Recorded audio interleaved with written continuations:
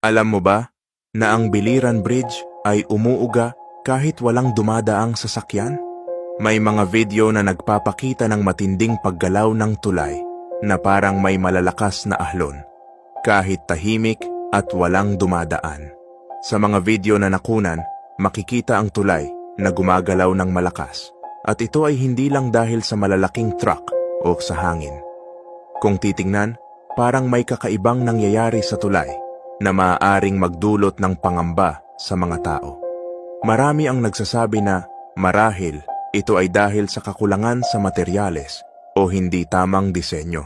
Pero ayon sa mga eksperto, ang pag-uga ng tulay ay maaaring normal sa structural design, lalo na kung ito ay suspension bridge o may natural flexibility para maabsorb ang lakas ng hangin o lindol. Ano sa tingin ninyo? Normal nga lang ba ito? O may kakaibang nangyayari na sa tulay?